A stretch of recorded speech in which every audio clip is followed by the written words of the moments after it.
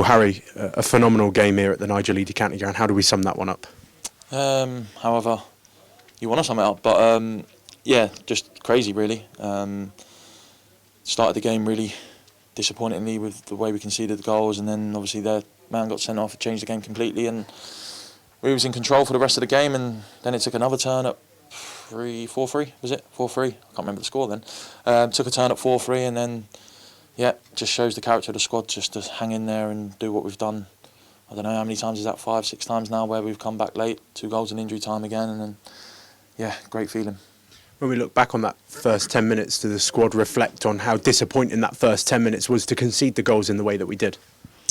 Yeah, it was really disappointing. Obviously, the goals, you can accept a goal where you just look at it and go, yeah, there's nothing you can do, but there's probably millions of things we could have done differently there. 2 throw-ins, one straight through, and the lads nicked it in. And then the second one, he's gone short, and there's a second phase from a throw-in. Obviously, just there should be standard things in getting rid of the ball, but yeah, just really sloppy at the back. And I'm not meaning the centre halves, I mean myself there. I was there, misjudged probably the flight of one of the balls, and yeah, all of us have got to take accountability for them goals. And like I said, we started really sloppily, but you could tell for the first 15 minutes why they're where they are. They've got some good players, and yeah, fortunately for us, obviously the game changed, but it's unfortunate for them. Let's talk about one of the significant talking points after the game, and the changing point probably in that first half. You were very close to it, the red card that saw their player dismissed. It was quite a high challenge, I think you'd admit. Yeah, it was a poor tackle. I think their lad didn't have much complaints. I was right there.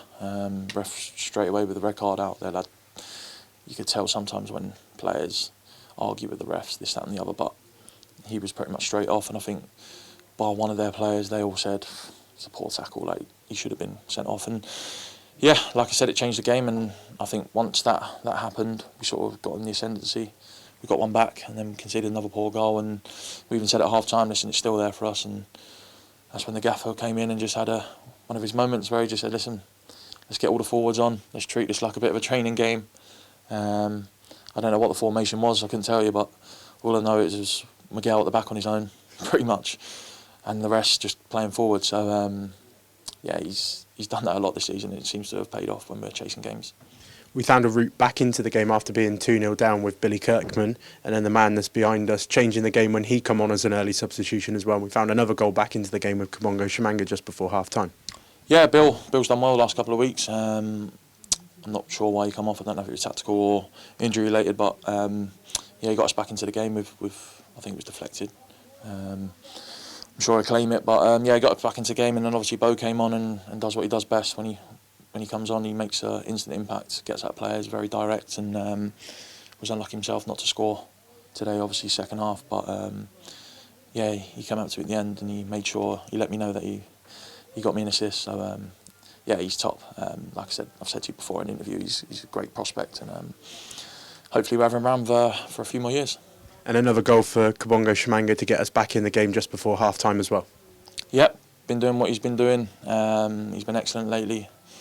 I know we have a laugh in there. I think Jack's been having a bit of banter with him, saying when was your last goal from open play, but listen, you've got to score them penalties, and I know about it when I missed at Aki. So they're pressure moments, and if you want anyone to step up for that moment, it's Cabs. And I think a minute before he scored today, we said we've hardly had a touch, like, because when they were so deep and sat in, like, it was hard to get the ball to the forwards. And then next thing you know, Ollie's took a shot cross, and Cabs is there back stick doing what he does best. And yeah, he's been brilliant for weeks now, and a delight for him. Well, let's talk about you. 2 goals this afternoon, pick of the bunch with that half volley as well, and it got us back in the game. Yeah, I sort of mishit it. Sometimes they're the best ones where you don't connect how you want to.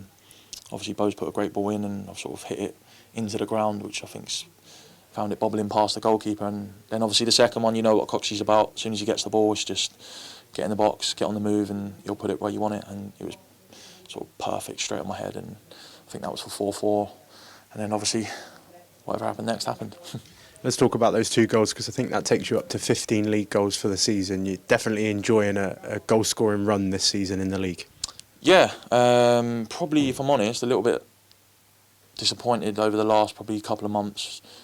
Not necessarily with my performances, I still think they've been there to an extent, but probably the goals have fell off a little bit. And I've said to myself the other day, I was on the phone to my dad, and I just said, listen, if I can finish strong, get a couple more, 2 to 3, and get me up to 15 league goals. Try and get to 20 all in. I think I'm 17.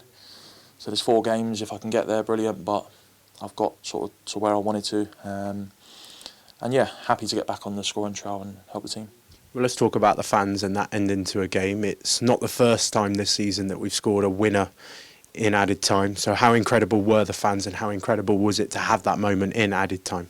Yeah, it's always brilliant, especially when you're kicking down towards the town end, the second half, and the Don Rogers as well. They both massively get behind you, especially when we're chasing games. And I think we've done it. Wimbledon here, Tranmere, obviously today, Gillingham.